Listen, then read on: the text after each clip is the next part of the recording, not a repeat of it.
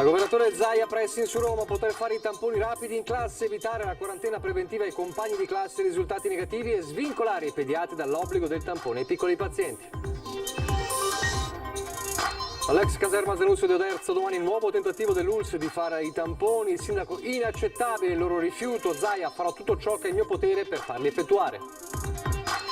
Allerta Covid in altopiano di Asiago, dopo il contagio all'interno di una squadra di hockey, i controlli e le quarantene si estendono a una classe di seconda media, 4 delle superiori e a una scuola per l'infanzia. Oggi sono ricominciate le lezioni all'Università di Padova di studenti tornati in aula e a breve i dipendenti dell'Ateneo testeranno il nuovo tampone salivare per la diagnosi rapida. Incredibile vicenda a Treviso, ventenne si getta nel Sile, il padre rischia la vita per salvarlo, ore di ricerca e angoscia finché non viene riconosciuto in un bar di Strana, c'era arrivato in treno, bagnato fradicio, in serata è tornato a casa.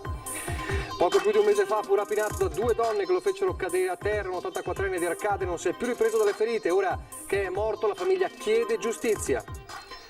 Torna il basket, il campionato di Serie A post-Covid si apre con una vittoria per l'Umana Reyer che batte Brindisi nel primo impegno della stagione.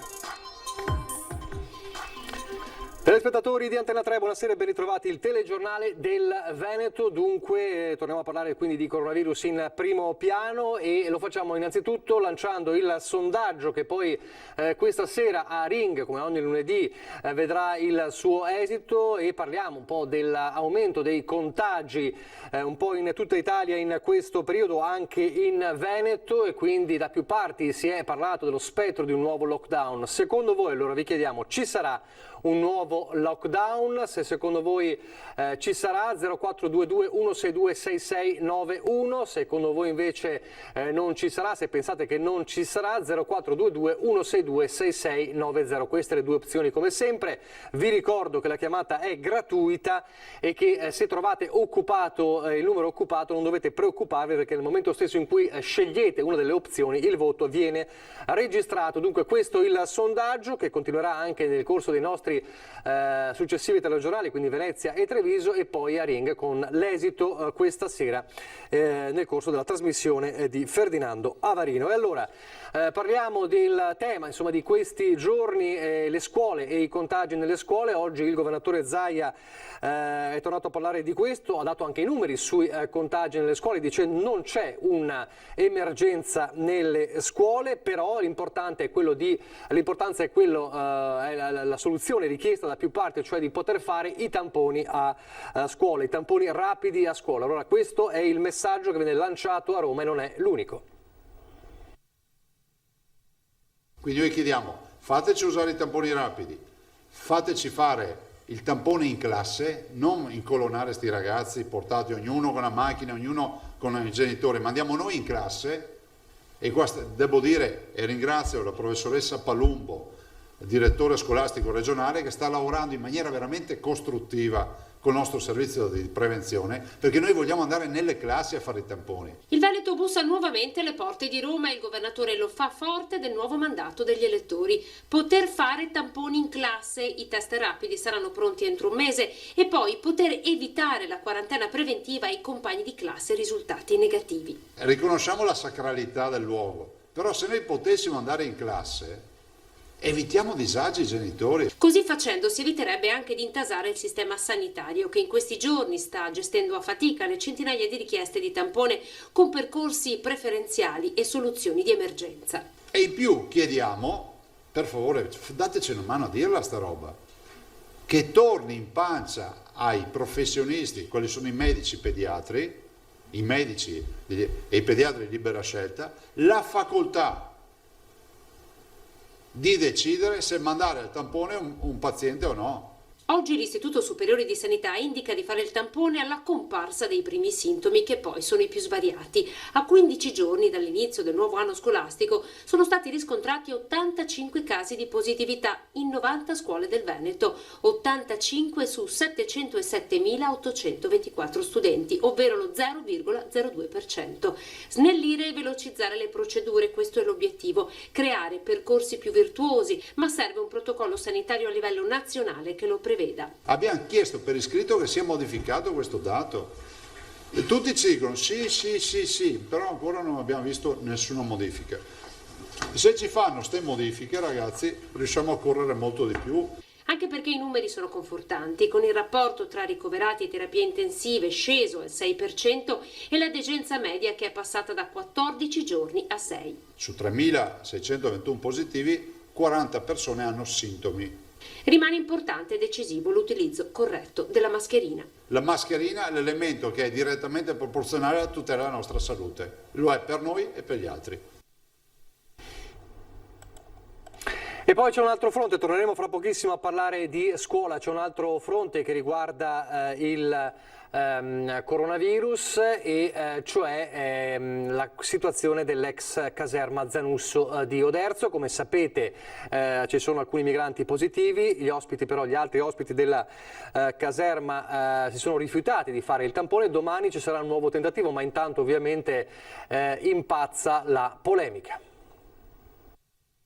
Ieri avevo sentito carabinieri che avevano detto che era tutto tranquillo e avevo sentito prefettura e ULS, questa è la decisione, questo è il piano e quindi finché non si fanno fare i tamponi rimangono lì e tanto non escono comunque, quindi lo capiranno che devono farselo fare. Senza tampone la quarantena dei richiedenti asilo potrebbe durare vita naturale durante. La situazione all'ex Zanusso rimane sostanzialmente invariata. Domani nuovo tentativo dei sanitari dell'ULS di effettuare i test sui 175 ospiti della struttura opitergina, mentre i 5 ad oggi positivi sono stati messi in isolamento in una tendostruttura. Il pericolo Covid ha alzato il livello di insofferenza degli opitergini, come ci racconta il sindaco, contro un hub che è sul territorio ormai da 3 anni. Il richiedente asilo dovrebbe avere risposta nell'arco di 2 mesi. No, non ce la facciamo? 6 mesi? Ma 3 anni è assurdo. È assurdo che siano ancora in attesa, siano ancora richiedenti asilo, perché la maggior parte di queste persone è lì dentro dal 2017 e quindi li stiamo praticamente continuando a mantenere come Stato. Stamattina il primo cittadino si è messo in contatto con il presidente Zaia, entrambi allineati sulla linea dura contro i grandi centri di accoglienza, così come contro l'accoglienza diffusa. E se tu ti dici voglio essere rifugiato in Italia, accetti anche le regole del paese nel quale chiedi di essere ospitato, che prevedono piani di sanità pubblica. Se vieni qua a fare fenomeno è giusto che ti ricaricano in una barca e ti riportino a casa. Loro li devono fare tutti i tamponi e se io posso fare provvedimenti per essere ancora più incisivo li faccio, sono a disposizione. I prefetti lo sanno. Dura critica alla gestione dell'emergenza è arrivata oggi anche dal sindacato della polizia trevigiana. Oggi è stato utilizzato il personale delle volanti, il controllo del territorio non deve essere toccato, non esiste che di notte c'è una volante sola, perché se c'è un intervento con persone armate quelle persone, quei colleghi rischiano la vita, non esiste una cosa del genere, siamo arrivati alle condizioni assurde. Torniamo adesso a parlare di scuola e di iniziative anti-Covid, un'iniziativa particolare dell'ente di formazione professionale Irigem di Bassano e Rosà. La scuola ha fatto tampone a tutti gli studenti e insegnanti, un progetto unico in Italia che contribuirà a responsabilizzare anche gli studenti. Vediamo. Questo mi risulta sia l'unico esperimento in Italia di tampone preventivo a tutti i ragazzi che si sono iscritti a scuola e proprio per questo abbiamo deciso di intervenire come banca. Centinaia di studenti e altrettante famiglie la volontà di offrire a tutti, su base volontaria, un test anti-Covid per un'attività di prevenzione che serva alla scuola, agli studenti e alle famiglie. E così l'Irigem, ente di formazione professionale, con sedi a Bassano e Rosà, con coraggio scommette sui tamponi rapidi, organizza in breve tempo spazi, attrezzatura e personale e via all'indagine che al termine della prima giornata dà il responso finale. Tutti negativi, studenti e insegnanti, l'Irigem di Bassano è Covid free. È un'iniziativa che vuole anche dare una sicurezza, una garanzia alle famiglie e anche a tutte le persone che possono venire a contatto con i ragazzi. È un'iniziativa di prevenzione e di garanzia di un benessere anche sociale. Ci è sembrato di particolare interesse questa iniziativa proprio perché mira a difendere la salute in primis dei ragazzi e poi delle loro famiglie. Un'iniziativa unica nel suo genere in Italia, una scommessa che potrebbe anche diventare, perché no, un caso da studiare per gli scienziati. Un po' di paura, però alla fine questo virus si sconfiggerà. È utile un po' per tutti e sia per noi stessi che per gli altri, quindi sì. Paura? No. È utile per aiutare le persone, diciamo, così almeno siamo sicuri noi e anche le persone che ci stanno vicino. Più che altro ansia perché se è tutto positivo però sono sintomatica, mi sento in colpa che tutta la classe vada in quarantena. La risposta è stata entusiasta, magari all'inizio c'era un po' di paura per la novità, però successivamente ogni paura è passata. La procedura è chiara, veloce e molto organizzata e soprattutto ai ragazzi l'esito viene dato dopo pochi minuti, altro valore aggiunto di questa iniziativa. Abbiamo una postazione di accettazione dove accogliamo lo studente chiedendo data di nascita e il nome ovviamente, e poi siamo divisi in 2 corsie per facilitare il processo e la refertazione del tampone rapido. Il risultato arriva subito. Il risultato in 15-20 minuti lo diamo allo studente. Un esperimento ma anche un'indagine scientifica dunque, che può essere presa ad esempio dal mondo della scuola, che ha un enorme bisogno di certezze in queste settimane di ripartenza. Restiamo nel Vicentino e andiamo però in Altopiano di Asiago, dove c'è un'allerta ed è legata ancora una volta ai contagi a scuola. È almeno da giovedì che il coronavirus potrebbe essere in circolazione in Altopiano di Asiago. Dalla squadra di hockey il Covid potrebbe essere arrivato in una seconda media e in 4 classi diverse di ragioneria, agraria, alberghiero e liceo sportivo. Studenti e professori sono già in quarantena per 2 settimane. E ancora una volta viene ribadito l'appello al rispetto delle norme. Credo che in questo momento sia fondamentale che tutta la comunità assuma dei comportamenti consapevoli. A casa ci sono anche i 17 alunni della scuola per l'infanzia di Rozzo. La maestra è la madre di uno dei giovani contagiati in ambito sportivo. Con lei in quarantena anche la cuoca, i bidelli e il personale amministrativo. Verrà fatto un primo tampone domani e al massimo mercoledì mattina gli ultimi, e poi verrà ripetuto il 7 o l'8 di ottobre, dove appunto a distanza prevista appunto dal protocollo ci sarà il secondo tampone, che è quello che poi speriamo bene ci liberi i bambini per tornare all'asilo, alla scuola d'infanzia. Anche se non coinvolti direttamente dall'isolamento, aspettano l'esito anche i genitori, uno dei quali deve rimanere a casa.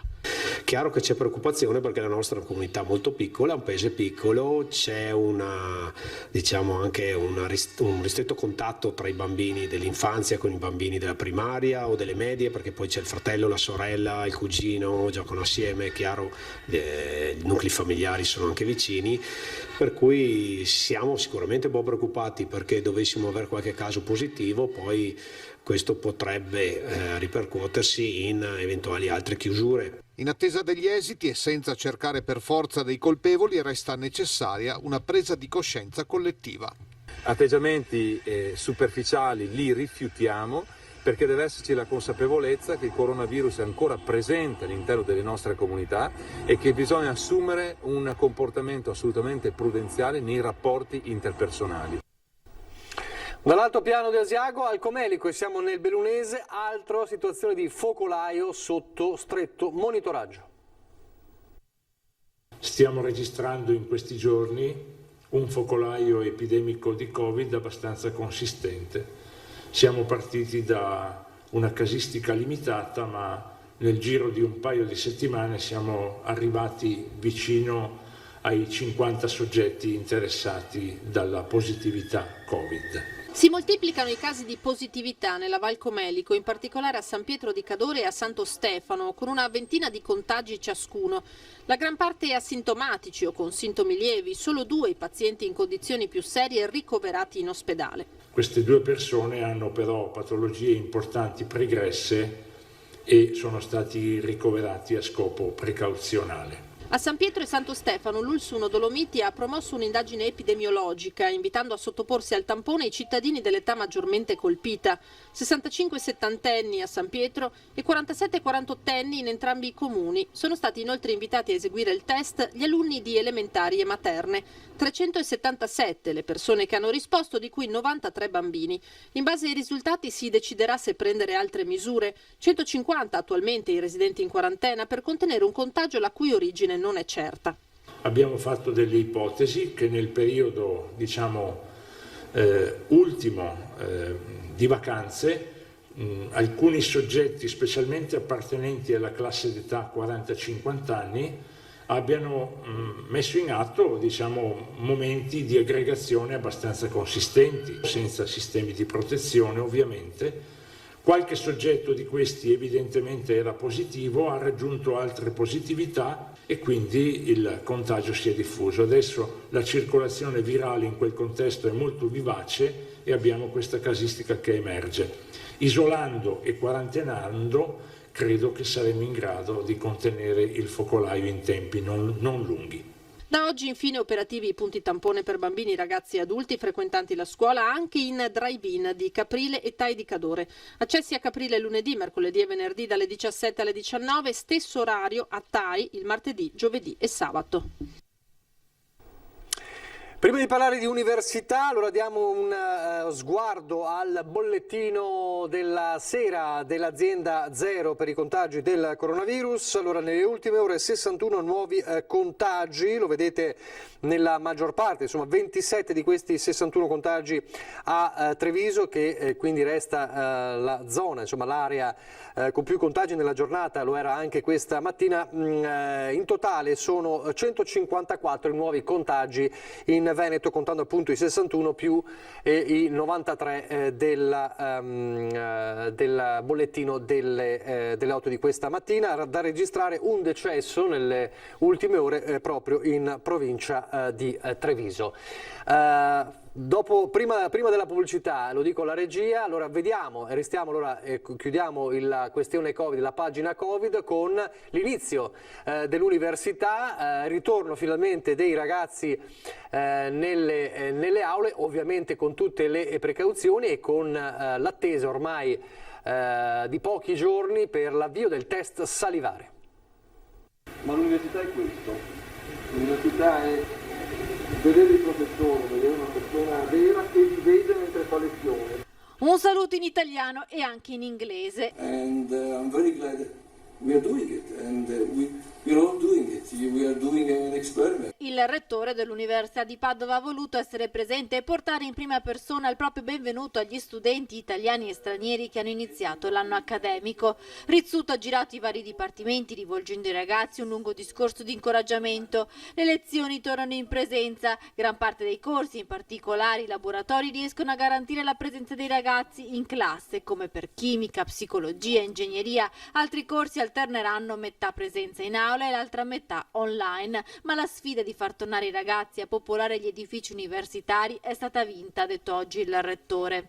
Oggi abbiamo visto tanti studenti allegri, studenti determinati a riprendere la vera vita universitaria. Per noi è una grande soddisfazione, anche perché è il frutto di uno sforzo corale che l'Ateneo ha messo in campo ormai da molti mesi, aspettando questo giorno e aspettando la formazione universitaria. Mascherine calate sul volto, posti alternati o banchi singoli, gel igienizzante all'esterno delle aule che segnalano la capienza massima. Si sperimenta una nuova routine con attenzione e responsabilità. L'università ha cercato di garantire la massima sicurezza per gli studenti, avviando anche la campagna di screening volontario tra il personale, che da ottobre inizierà a sottoporsi al test salivare.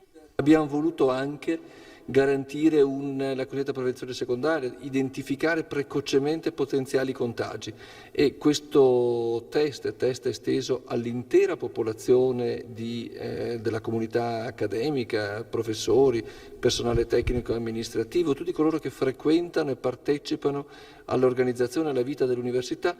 Questa l'abbiamo attivata, abbiamo avuto una risposta entusiasta. In mezz'ora 600 aderenti, oggi sono più di 2000, e quindi una volta raccolte tutte le adesioni partiamo con l'esecuzione. La diagnosi molecolare mediante tampone salivare ha un'affidabilità equivalente a quella del tampone classico e consente l'autoprelievo del campione masticando un tamponcino che poi verrà successivamente chiuso in provetta e consegnato in luoghi di raccolta predefiniti vicini alla sede di lavoro. Pochi istanti di pubblicità, ripartiremo da Treviso con la incredibile vicenda del ragazzo che si è gettato nel Sile e fortunatamente è stato ritrovato vivo dopo poche ore.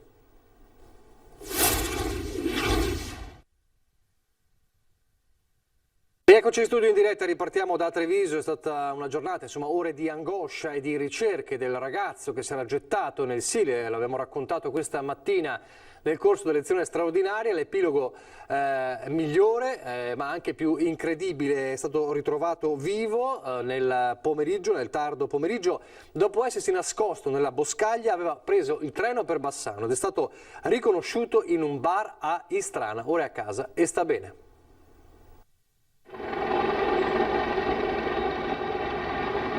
Un colpo di scena, una città che ha tenuto il fiato sospeso fino al pomeriggio, un via vai di sirene interrotto fortunatamente da un lieto fine per una storia che ha dell'incredibile.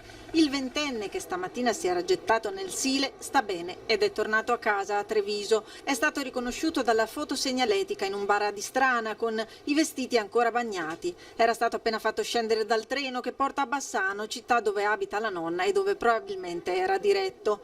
Una ricerca culminata in un sospiro di sollievo per tutta la comunità trevigiana che ha seguito le ricerche a partire da stamattina, guardando gli argini, tenendo accesa la speranza e non volendo credere al peggio. L'altro secondo me si è nascosto. Il Sile è troppo piccolo, spero anch'io. Non è la prima volta comunque che succede, però è sempre... non so, spero ci sia qualche speranza. La macchina dei soccorsi si è mobilitata a partire dalle 11 da una segnalazione. Suo padre, nel tentativo di soccorrerlo, si era a sua volta lanciato nell'acqua senza però riuscire a raggiungerlo.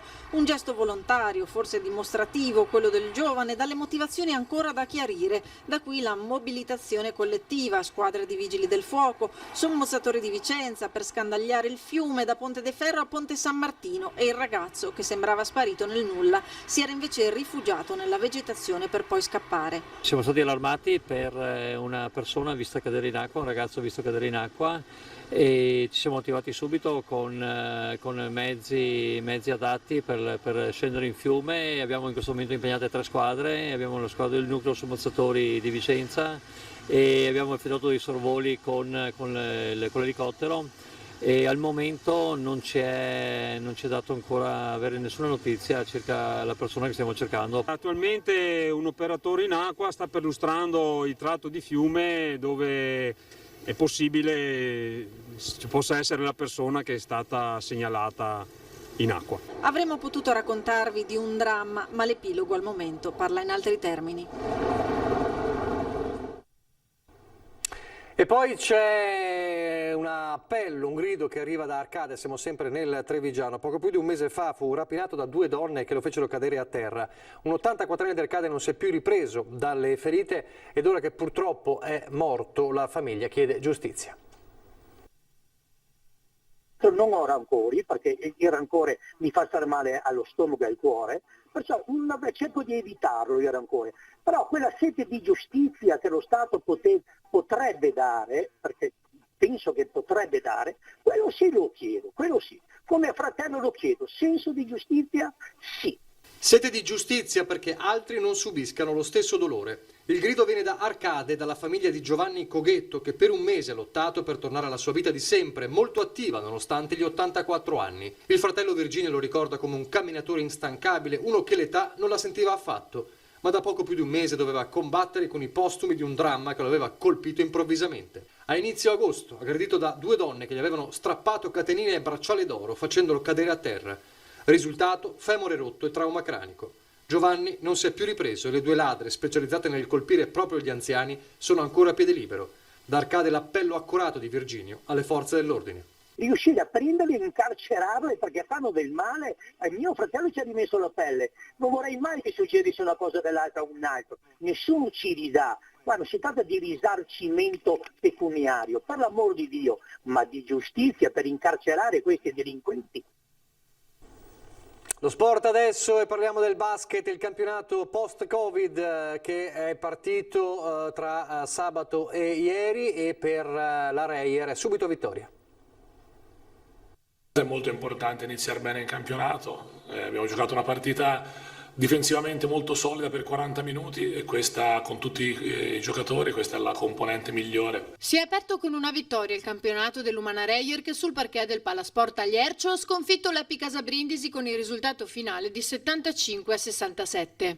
Direi una buona vittoria con una difesa certamente consistente, ci sono come si è visto giocatori più avanti, giocatori che sono invece un pochino più indietro, però devo dire che alla fine l'importante era comunque avere questa attitudine e questa attitudine per 40 minuti da parte di tutti i giocatori e poi il resto sono convinto, sono cose che a tratti abbiamo fatto vedere anche cose buone, ci è mancata un po' di continuità nel chiudere la partita, ma davanti avevamo una squadra che comunque ha qualità, che è difficile sempre giocarci contro, con tanti giocatori di talento, quindi ce la prendiamo. Una vittoria che coach De Raffaele dedica in particolare ai tifosi. Sia per quelli che erano presenti, che sono stati presenti, che hanno avuto la voglia, il desiderio, la fortuna di essere presenti, ma soprattutto per quelli che non ci sono, che sappiamo che sono tanti, che stanno soffrendo a star lontani da noi, però noi sappiamo che ci sono vicini, quindi un abbraccio a tutti i nostri tifosi.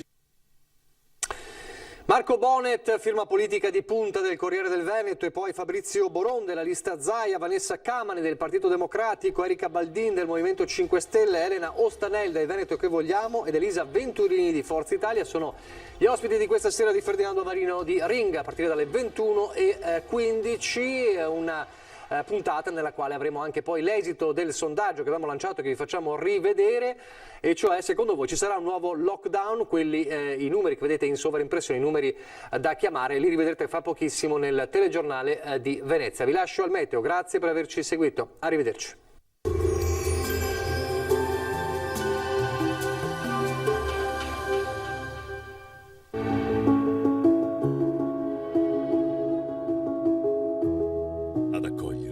Sarà Conegliano. Bentrovati al meteo. Torna l'alta pressione, ma l'afflusso di aria più fredda dal nord Atlantico porterà ancora temperature sotto la media stagionale. Il dettaglio di martedì 29 settembre. Sul Veneto migliora decisamente il tempo rispetto a questo inizio di settimana, sarà una giornata maggiormente soleggiata e stabile, il cielo sarà poco nuvoloso. Di notte alcune nebbie sulla pianura e nelle valli.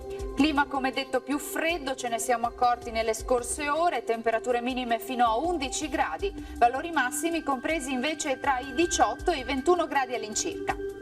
Ci spostiamo ora sul Friuli Venezia Giulia, anche qui contesto simile con ampio soleggiamento, al massimo con poche nubi sparse, non sono attese piogge. Temperature minime tra 7 e 11 gradi, valori massimi compresi invece tra i 19 e i 20 gradi all'incirca. Infine uno sguardo alla situazione del Trentino Alto Adige, residui rovesci sui settori di confine, più sole invece altrove.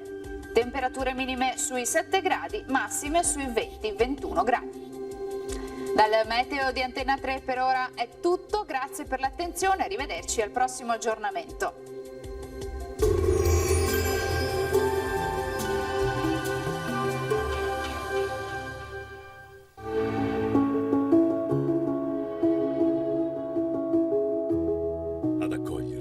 Sarà Conegliano.